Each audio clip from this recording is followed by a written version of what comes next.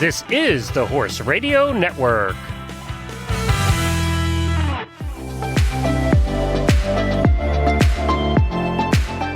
Hi, I'm Jennifer Wood. And I'm Jennifer Connor from Equestrian Businesswomen. And you are listening to Equestrian B2B, the podcast that brings together industry leaders, entrepreneurs, and equestrians for conversations about how they build and sustain a successful business. On today's show, we will discuss how to run a successful nonprofit business, what challenges are the same and different for a nonprofit versus a for-profit business, how to work with a board of directors, how to find staff for a nonprofit, and how to thrive when dependent on donations and support. Our guest, Beth Porter, is a nonprofit lifer, having spent more than 30 years in programming and development with education, arts, and political action organizations. Beth joined as the executive director of Giant Steps in 2011, following the retirement of the founder, Robert Pope. Over the last decade, Beth has worked with the board and staff to expand programming and build resources so that Giant Steps can serve as many deserving clients as possible. The daughter of a fifth-generation harness horseman, Charlie and Dot Morgan, Winnie Morgan Namath grew up on her family's Ohio farm. She went to college at the University of Kentucky and then graduated from Ohio State University with a degree in education. In 2004, she took her first standardbreds for New Vocations Racehorse Adoption Program and placed over 200 retired standardbreds from her Saline, Michigan farm through 2009. Moving back to Ohio in 2010, she was able to grow the standardbred division of New Vocations as the standardbred program director, overseeing 3 standardbred farms in Ohio and New York, fundraising events, numerous trade shows, and promoting the breed. Thanks, guys, for joining us today. And we're really excited to talk to you. I know Connor and I have both had a lot of interaction with nonprofits. I work with a few nonprofits in my regular job in PR and marketing. And I was really curious to talk to you guys about the differences and the similarities between a nonprofit and a for-profit business. So we're looking forward to the discussion. Yeah, I'm actually on the board of the Purple Haze Standardbred Adoption Program. So when I was going through the questions, I was looking at some things that have come up on our board with our program that I thought would be nice to know, get some insight into what your programs do. Winnie, can I ask what you do? Yes, I'm the Standardbred Program Director for New Vocations Racehorse Adoption Program. We're a 501c3 charity. And Beth is the Executive Director at Giant Steps Therapeutic Riding Program out in California. So just wondering how you guys think, how difficult it is, or you found it to start in a nonprofit. So Winnie, if you could start, do you have any advice or tips that you can give for starting it up? Did you run into any difficulties? Give me a little background on that. So yeah, I'm happy to share what I can about New Vocations.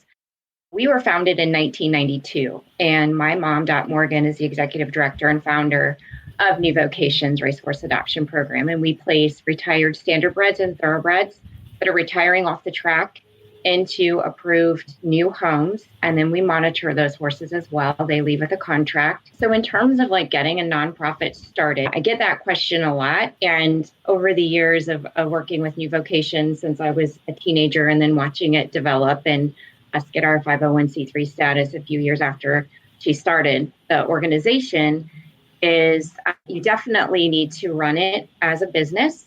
You need to have a business plan. You need to have a strategy plan. Ever since I think about 2005, every year we have an offsite strategy planning day or two with our employees and also our trainers. And we have somebody, a strategy person, come in and facilitate that. And that has really just helped us lay out what our mission was, what our goals were. Early on in New Vocations, Dot was placing 50 horses a year. And then as things started to grow and people started to get behind her mission, we knew that if we wanted to continue growing and help more horses, we kind of start with what was our goal and then work backwards. And that's where doing these strategy sessions, we were able to get that plan in place early. And early on, I remember us wanting to place 100 horses. So what do we have to do to work backwards to place that? And then every year we've continued to change our goals, increase the amount of horses that we're able to help. We've placed over 7,000 horses since we've started with New Vocations. Wow. Last year, we served 618 horses in 2020. So really, it's laying out your strategy, your plan, your mission statement, and also really utilizing your board of directors. We have an incredible group on our board. There's 9 people, and 2 of them have been with us since 1992, since it started. So it's been really great to have that insight as well. But my biggest piece of advice is to run it as a business. We are a 501c3 charity, but you need to run it as a business. And Beth, I know you've been in the nonprofit sector for most of your career. What advice do you have if people want to 501c3? Well, I totally agree with Winnie that we really are small businesses as well. We have a dual bottom line that we can talk about. I have not had to start one. What I would say is just a request to the universe. Before you do it, scan and make sure there isn't an organization already doing what your new idea is, and maybe you can partner with them to start. Beyond that, it's starting with a fabulous board of directors and knowing what you want to accomplish and how you plan to do that. Yeah. I totally agree with Winnie. And Beth, does nonprofit mean that the organization isn't allowed to make money, or is it how the money is spent? Can you explain the difference between that and a regular business? Sure. Well, the most central is that we don't pay corporate income tax to the feds or to the state. But other than that, it's very much the same. And we have to raise more money than we spend, like any good business. In good years, we will set aside, if we have success in our fundraising, we will set aside some money. So we do have reserves, and certainly a year like the last year has shown us that's really critical to do. But at the end of the day, how we measure our success is by the impact that we're having. So we're not setting money aside beyond our rainy day fund. We really need to put the money to use if we are trying to implement our mission. So we can make more than we spend, but how we use it is really the difference. For sure. Definitely. And Winnie, do you think there's, besides the tax benefit, are there other benefits that people would have to making their organization nonprofit? Well, first, the reason why New Vocations, we decided to become a charity was from the beginning, the tax deduction. Owners were spending a lot of money on their racehorses. And when the whole idea came about, as Beth said, nobody was doing what New Vocations was doing back in the early 90s and late 90s even. Nobody had heard of like recycling a racehorse. And prominent owners came to DOT and really said, listen, if you were a charity, this would really benefit me. What you're doing is very important. Nobody's doing this. So it happened that a few owners stepped up and said, we'll help you become a charity. And that was a huge benefit. Now I feel, moving on now to 30 years that we've been around, I think people are very supportive of charities beyond just that tax deduction. They want something they can support, and they want to support an organization that is, if they're passionate about racehorses or horses in general, they want to help them continue to go on to that next phase of their life. So they're wanting just to support something that they know is reputable, has been around for a long time, and a lot of people just have a heart for charity. Right. And Beth, what kind of funding model do you have? What's the way that you guys raise money? Dollar by dollar by dollar. We are a nonprofit that has about 10% of our budget come in through fees. 90% of it is raised. I remember, 4 or 5 years ago, one of my board members saying, it's finally dawning on me, the ratio. She came from an independent school background where a much more significant portion of the budget came from fees. Having worked with education, political action, arts, etc., I can say disability fundraising is by far the hardest. Unless you have someone in your life with a disability, you don't think about it that much. You don't want to think about it that much. So we raise a lot of little tiny grants, $2,500, $5,000. We've got a couple of big ones. So most of our funding actually comes from events and individuals. We have a 6-day horse show that we just completed last week out at Sonoma Horse Park, an AA Hunter Jumper show. That raises about 20% of our budget. And it's one of those things where people can come to our horse show, can come to our farm to stable dinner, whatever it is. They may love our mission. They may not. They may just want to bid in our auction and have a great dinner. And we're okay with that. Every time a few more people fall in love with us and fall in love with our mission. But that's just the model we've had to take. Right. And Winnie, is yours similar, or how do you deal with fundraising? Yes, all of our funds are brought in very similar to what Beth just said through donations and fundraisers and grants. Those are our three major ways of getting funding. So talking about grants, Winnie, can you explain a little more about the grants and how they work and maybe go into where you look for the grants?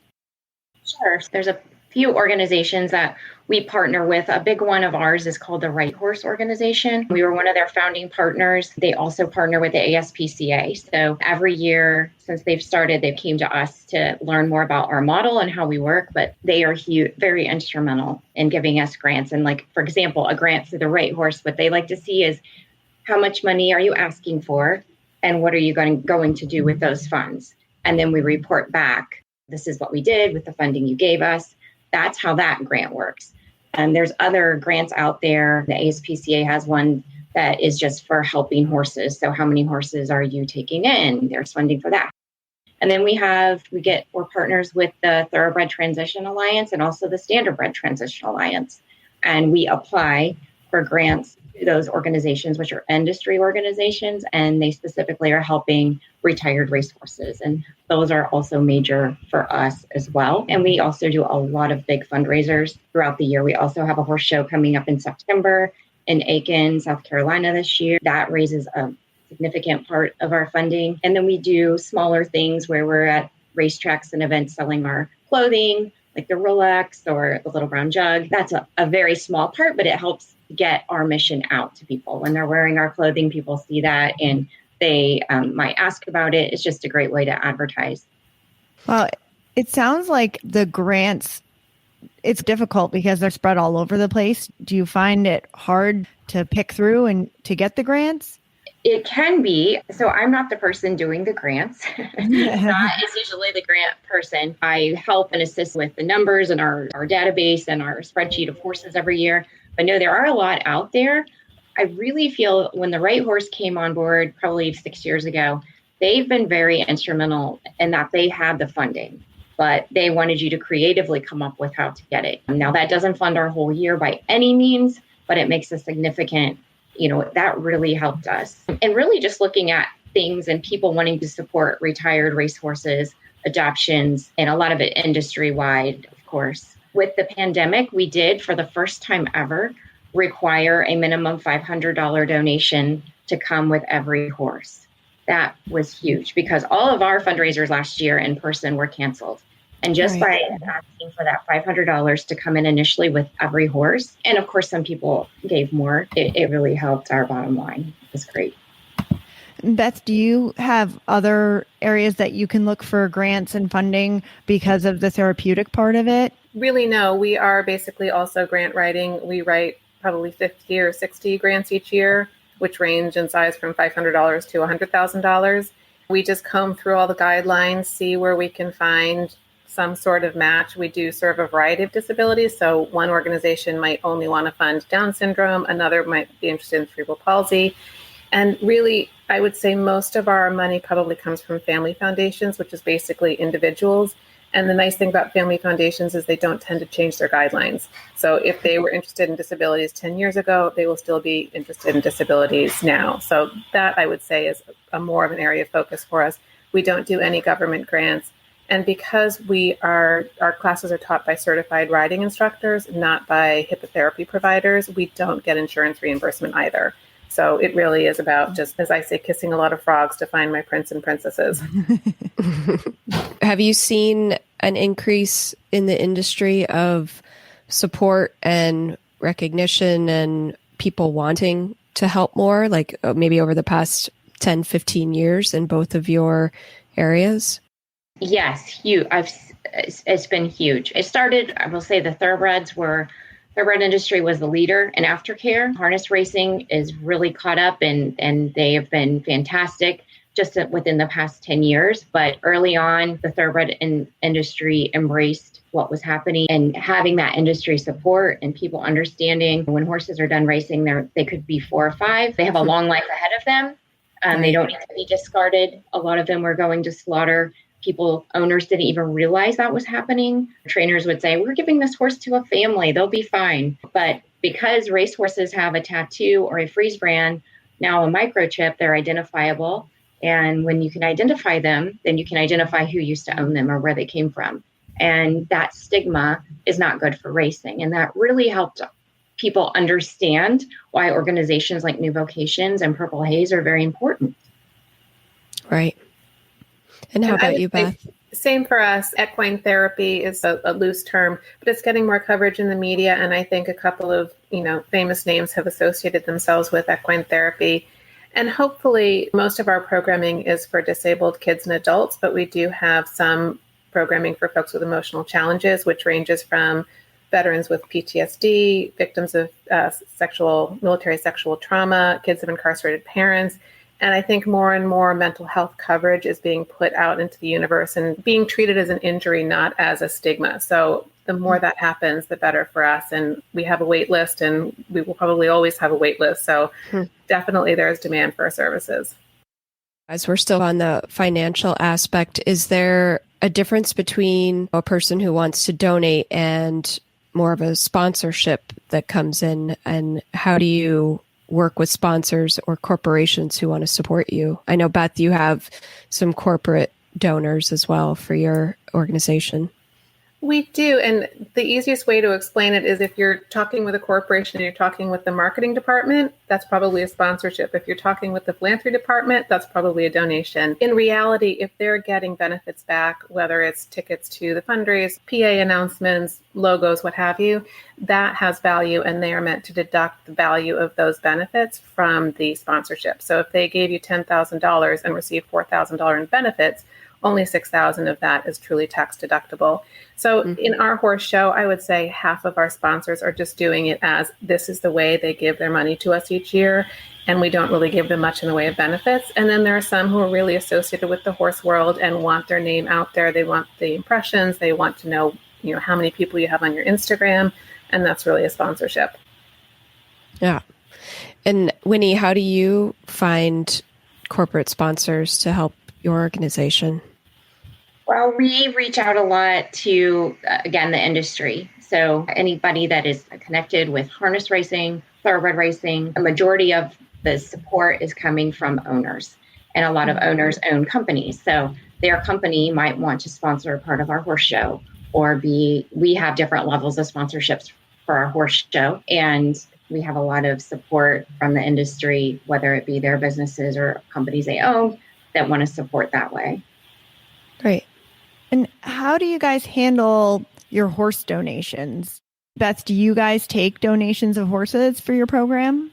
Absolutely. Of our 14 horses, I would say 11 are donated. 3 are still owned by their original owners, and when they retire, they'll return. Ours is a very specific model because these are horses who will now be working with a number of different riders. We have 150 volunteers through our barn each week. So it has to be truly the perfect horse. So they will come first.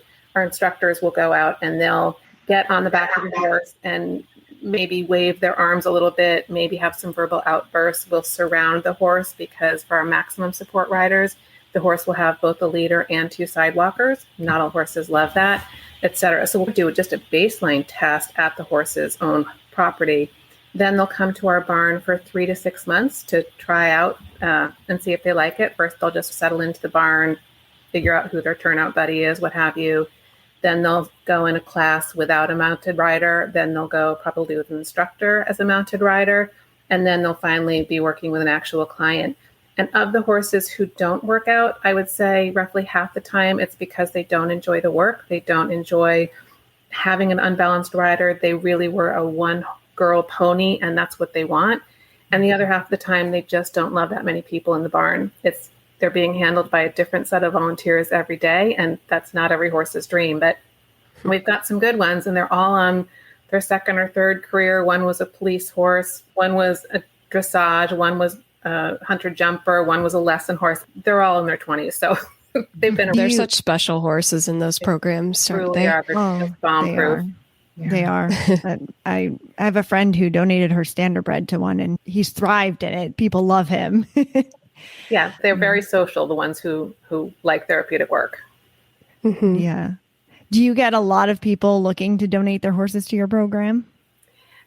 Especially when the economy starts to turn a little sour, yes. Many of them are not at all suitable. I swear we have people call with horses with 3 legs, and we think, how did you possibly think that would be a fit for our program? But we just have a horse need now, and we don't really advertise. Somehow the universe always delivers, and we're hoping that will happen again. We keep a wide variety of, small, narrow for kids who have really tight muscle tone, big, wide for our veterans, animated for our kids with autism, slow moving for the kids with no balance. So it really runs the gamut.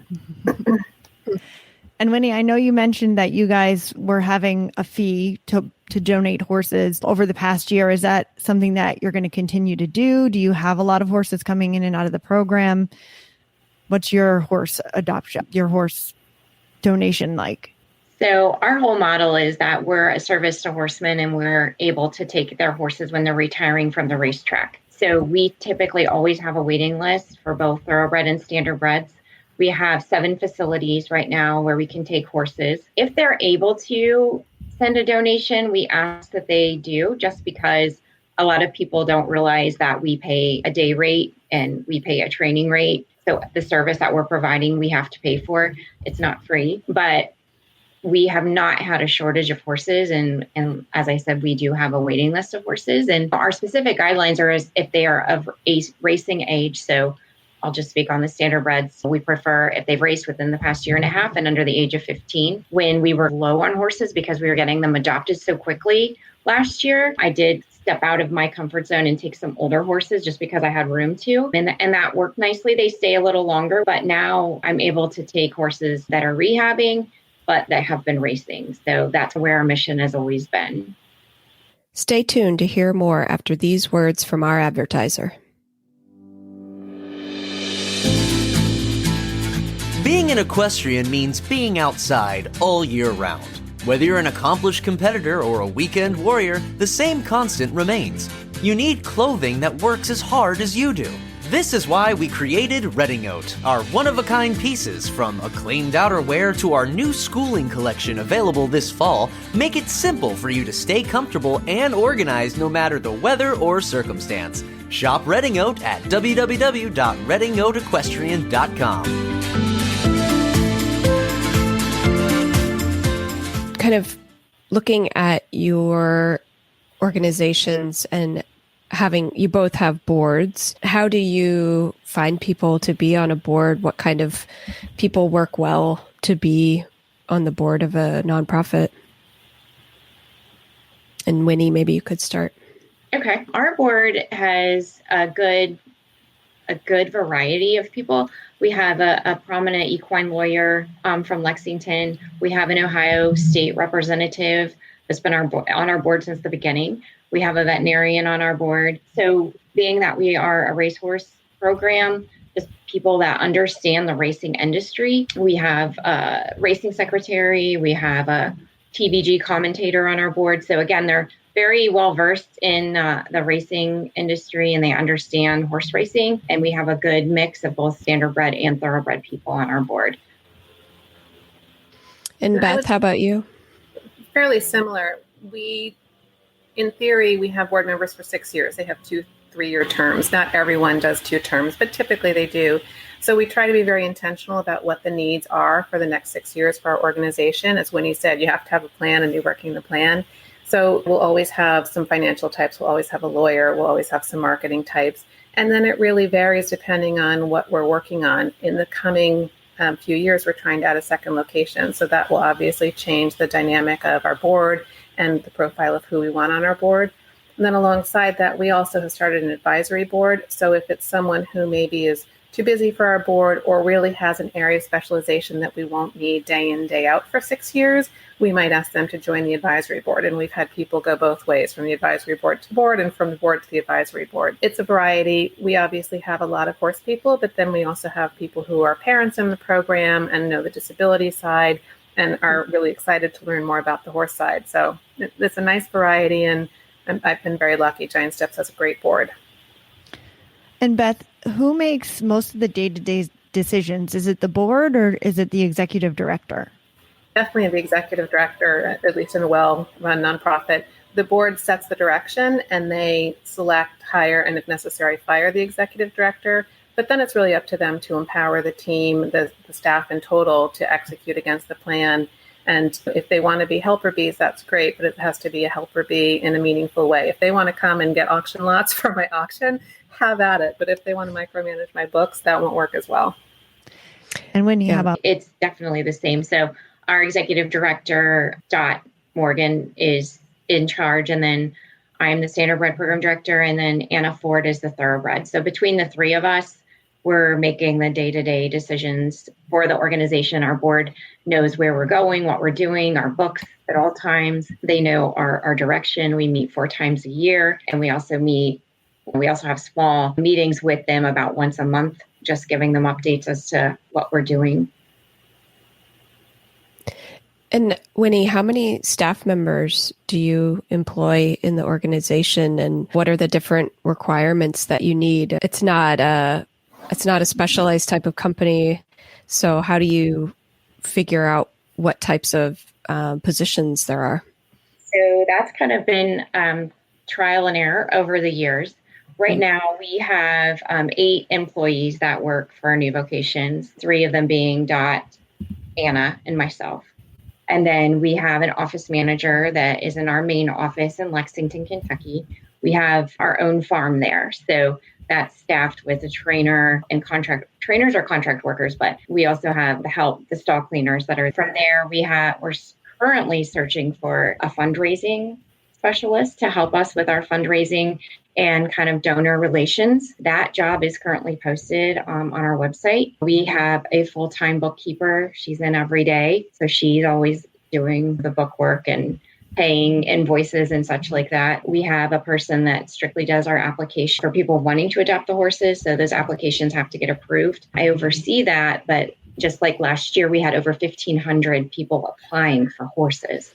And It's a full-time job contacting the veterinarians, contacting their references, going through the photos of where they're boarding these horses, and very much a time crunch, because if they can get approved, then they can get a horse, they can adopt a horse, that makes room for another horse to come into the program. So that person is also very important to our day-to-day things that we're doing. And then we also have a trainer at every facility. I have calls with every one of my trainers. I work with 3 of them right now, once a week, but I pretty much talk to them every day because we have horses coming and going daily. But all of our locations have a trainer, and we all have a weekly call with those trainers. So we know, again, what horses are coming and going. If somebody wants to send a horse, they contact me. So we have a donor form that we send to that person, and that helps me see if I think the horse is a good fit for the program. We created that donor form along with our lawyer years and years ago. We've changed it and tweaked it, but that's a big thing that every horse has to come with that form. And then we go from there as to if it's going to be a good fit for our program. And then another important part of what we do is just our farriers and our blacksmiths that we're working with almost a day-to-day basis as horses are coming in with injuries or rehabbing. I'm looking on the USTA website, their pathway report. I look at pedigrees. I look at racing starts, when they last raced. Again, just trying to see if they're a good fit for us, if I'm going to be able to find that horse a home. And if not, I try to direct them somewhere else. But it's a lot of horse care and management and touching base with our people every day. Yeah. And Beth, I'm sure you have a wide variety of people and skills that you need in your organization too, right? We do. We're 6 full-time permanent employees, 3 admin, 3 barn. So admin is me, development, and our business manager. At the barn, we have our program director, our head instructor, and our volunteer coordinator. We also have a part-time facilities coordinator, and then we have 10 hourly instructors. And most of them teach 3 to 4 hours a week. All of our barn team, plus our facilities directors, are also certified instructors. And then really where the pedal hits the metal for us is the volunteer base is equivalent to 4.5 full-time equivalents. They come and they groom, they tack, they lead, they sidewalk, they untack, they clean tack, they do everything. And without them, we couldn't do our program. We do have, like Winnie does, a farrier. We have a couple of vets we work with, et cetera, who just bill for their services. But really, it's our volunteers who make it all possible.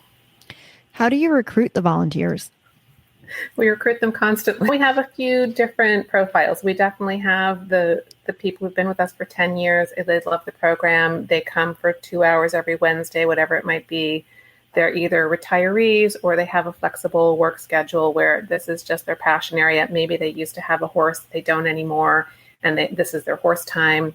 Then we have a constant cycle of the high school students who need their volunteer service hours, which is great until prom and exams and track meets and everything else come around. So they come to us. And then when the economy is bad, we get a lot of horses, but we also get a lot of volunteers who are between jobs, need some structure during their day, just like keeping their finger in something, being social. Occasionally we'll get the person with too many parking tickets who can do community service hours. So we're constantly recruiting. We just lost our volunteer coordinator after 5.5 years. So we are also with a job opening, and it takes a special person who loves to find the unique skills that each volunteer brings, because they're all different humans, just like our clients are. Yeah. And I think equine nonprofits I feel like they're much different than, say, a regular nonprofit of the American Cancer Society. I'm just throwing that out there. They're very, I think, corporate structured, whereas the equine nonprofits, you've got that corporate structure and you've got the fundraising side, but then you've got people who muck the stalls and people who train the horses and things like that. I think it's a dichotomy, but you have to have such a wide variety of skills in your company. And what's interesting for us, because we have so many volunteers through the barn each week, everyone has to do everything the Giant Steps way. So I don't care how you tack your horse at home. Here, we have to do it the same way, the same order, so that it's better for the horses. So we have a fairly extensive orientation session. Then we have ongoing sessions about how to lead, how to sidewalk, how much you interface with your rider. Some of our riders are nonverbal, so the volunteer is then responsible for teaching hand signals to the riders for walk on and halt. So there's some very technical expertise that comes along with it. So it's fun. It's good. Yeah. Winnie, what kind of volunteers do you guys have? So we use a lot of volunteers for our events. Like we do an annual barn and barbecue at Lexington, and we need all the helpers we can get to just get the farm ready and set up and tear down. So a lot of our events is really where we need our volunteers. When we have a booth at Rolex or Equine Affair or any events, the Little Brown Jug, we have had volunteers that have been with us for many years, and they understand how those events run, just selling our merchandise and being able to talk about the program, not necessarily specific horses, but to be able to talk about what New Vocations does. And because we're very specialized being around racehorses, we don't really have volunteers that work to like hands-on with the horses. We find that our contract workers are better to deal with those types of things just because of the nature of the animal that we're dealing with. So most of our volunteers that we use are for events. No. Yeah. Whereas Beth, you're more day-to-day. We're definitely more day-to-day. We do involve them in our events, but the majority of our work is at the barn. Yeah. And besides funding, which is obviously the biggest focus in your business, what are some other challenges that a nonprofit faces or that yours specifically faces? Beth, maybe you could start. Sure. Well, for us specifically right now, the short term has really been how do we rebuild after COVID? We brought back our clients very slowly and very intentionally, starting with the most independent who really maybe only needed an assisted mount and dismount. Then we brought back clients whose family members could be trained as their volunteers, at least as their leader, if not as their sidewalkers. And then slowly brought back more and more of our clients. All of our staff and all of our volunteers are back. Some of our riders cannot be due to age or their various conditions. The longer term issue is how to deal with the wait list. And we just last week at our board retreat said, okay, it's time to start thinking about a second location. So that will be a huge challenge, but also a huge opportunity. And we're really excited about it. So yeah, finding funders and finding volunteers. The clients and the horses will come, but those will be our big question marks moving forward. And are you going to have the second facility nearby? Will it serve the same community? We're looking at a couple of options, whether it's purchasing land that's close by, whether it's partnering with another organization that's doing similar work and would have equine capacity there. So we're checking out a couple options. Cool. That's exciting, though, to be able to look at growth, and especially after a year like last year. Yeah, to be able to look outward and forward is just amazing. And hopefully Delta will let us keep doing that and we'll stay out of our life. Yeah, not be drowning in the day-to-day of how do we even keep this thing running. Because I know so many nonprofits couldn't do that after last year. Yeah. And Winnie, are there specific challenges for your organization? There are. So with the pandemic in 2020, we had to change a lot of things that we did, and our trainers really stepped up, and we weren't sure at the beginning if we would have an overflow of horses, would people be returning horses and racetracks be shutting down, and we'd be getting so many horses we couldn't handle. And actually the exact opposite happened, in that people were stuck at home and everybody wanted to adopt a horse. And we could not keep up with the demand. We adopted out every horse that we had, which has never, ever happened. Wow. To see an empty barns in Lexington and my empty barns in Sunbury, Ohio, it was crazy. Like nobody expected that. However, what happened with that, and what we're seeing now, is really, especially on the harness racing side, is a shortage. There is a standardbred shortage, and that we've had every horse I get in, it might rehab with us or have an injury and stay with me maybe for 6 months, which I couldn't provide that before. Now I can. It's just not having horses. They're getting adopted still so quickly. And people on the racing side, they're racing them. They need the horses to race. The tracks need the horses. And the other factor that we face is the Amish use their horses for transportation, the standardbreds. Nothing wrong with that at all.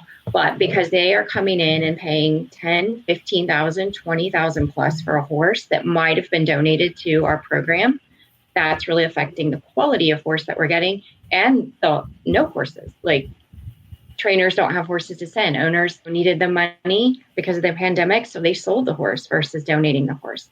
So that's something that I deal with right now on a daily basis. And I'm just thrilled that we're having horses coming in and retiring. Last week, I had a horse that was purchased or claimed from Saratoga for $10,000 and sent to New Vocations.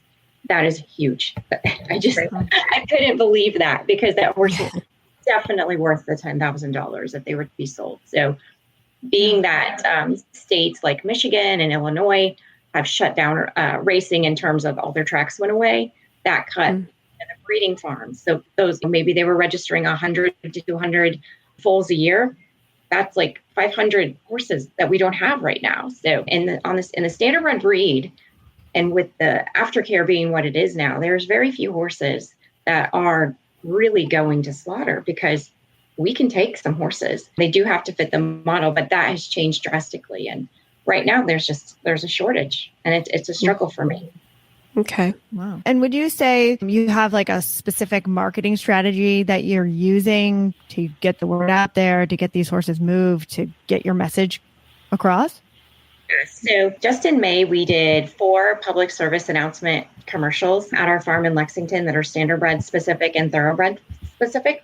And they've been playing at tracks just the past few during the simulcast. They can play those. We also did a whole new advertising for both of the breeds, and those ads have been like sent to all the tracks, and they're showing up in the programs. And Meadowlands Pace was the first to use our commercial, but all of the tracks that we've sent it to have been more than happy to spread that word. And we have a 30-second one and we have a 45-second one. 2 are more adopter specific and the other 2 are donor specific. That's great. Wow. Do you use a lot of social media also for your marketing? Yes, our social media is huge in terms of getting the horses adopted. That has made it that we have more people waiting for horses than I have horses. And on the standardbred side, I've got people waiting for sound horses. And because of me having to take horses that have some limitations or have some injuries, they're not quite ready to come in and out as quickly as they used to be. But I have more people wanting horses than horses available. And Beth, what kind of marketing strategies do you guys employ? Ironically, we haven't been doing that much marketing because we've had a wait list. So we didn't really want to say, hey, here's this great program. Oh, sorry, you can't come. So we're just dusting off our marketing and social media committee now in anticipation of growing when we will need to start recruiting more donors and volunteers. But we're fairly traditional where we try to be in the local horse journals and Facebook and Instagram. Those are actually great for our events and our auctions and things. And then we'll have a more round program moving forward as we actually have places to accept kids and adults. Yeah. And Beth, what advice do you have for people in the nonprofit sector in the equestrian industry? Is there any kind of key points that people need to keep in mind?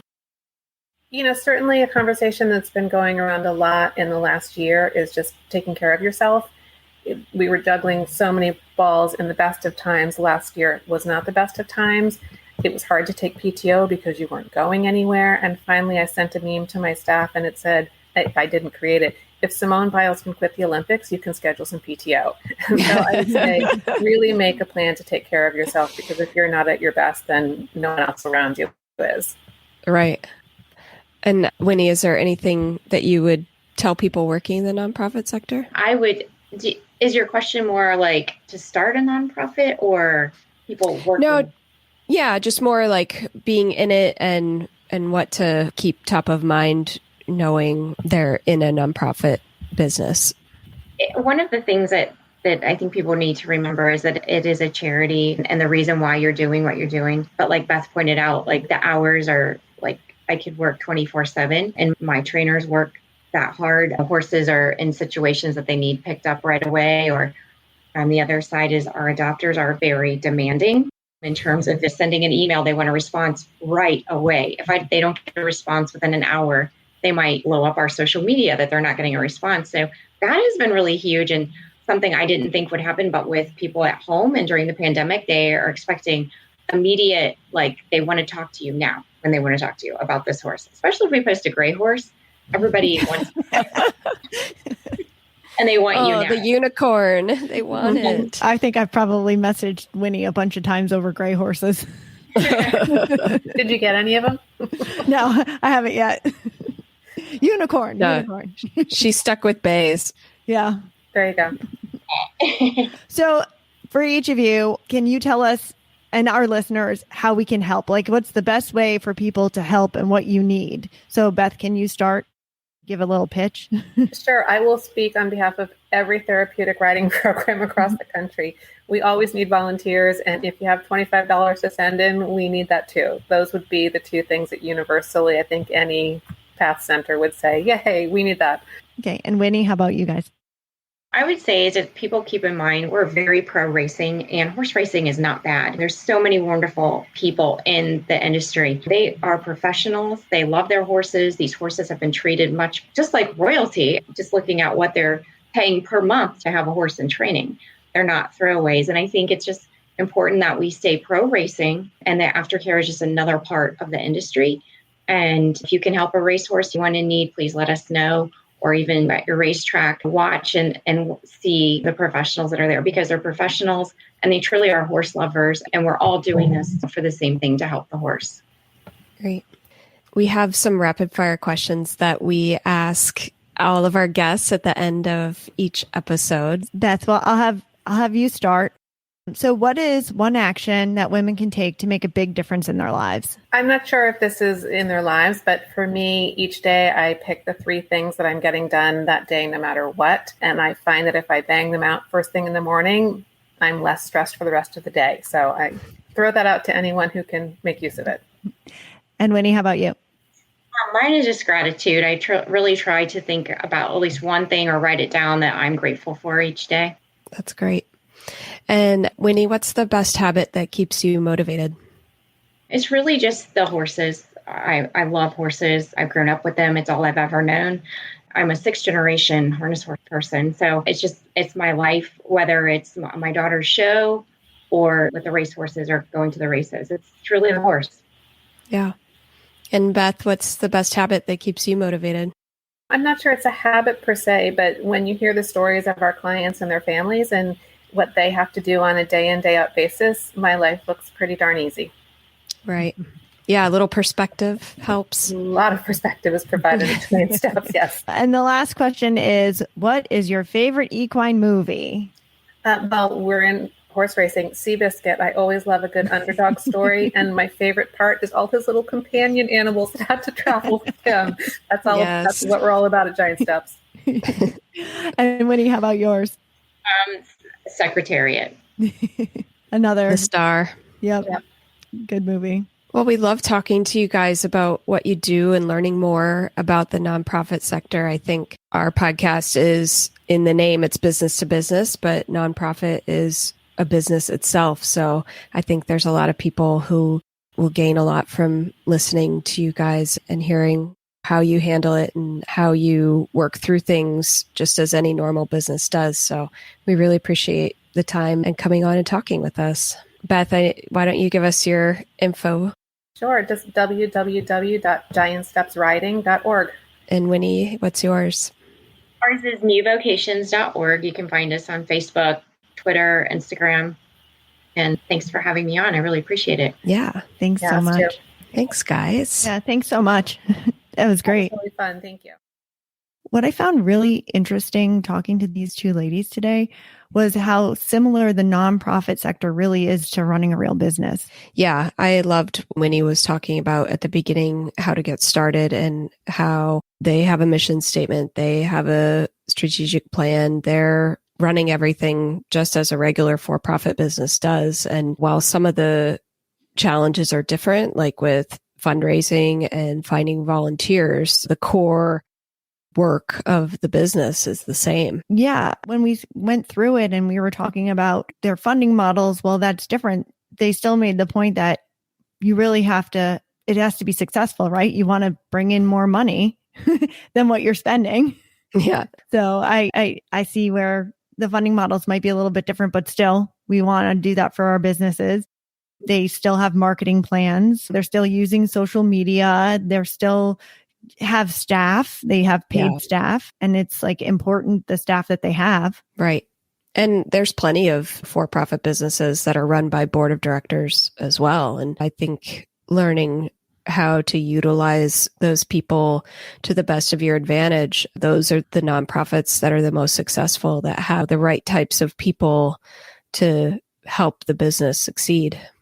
I know. I actually recommended to one of my friends who they had built a new beautiful facility.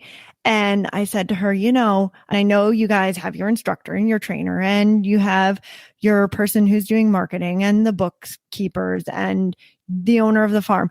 But I was like, besides all those people, like you should pick 3 people and put together like an advisory board for you guys. Like 3 people, maybe a vet, maybe another trainer that's like a mentor, and have these people give advice to you guys. Because sometimes I think when you're looking at your business, you don't look at a big enough picture, and you can have somebody else from other businesses be like, you know what, why don't you try this? This might work. Yeah, I love that idea. I think when you're in the day-to-day running of it, you get so in the weeds of the details. And like Beth running a therapeutic riding program, I'm sure there are so many things to keep track of.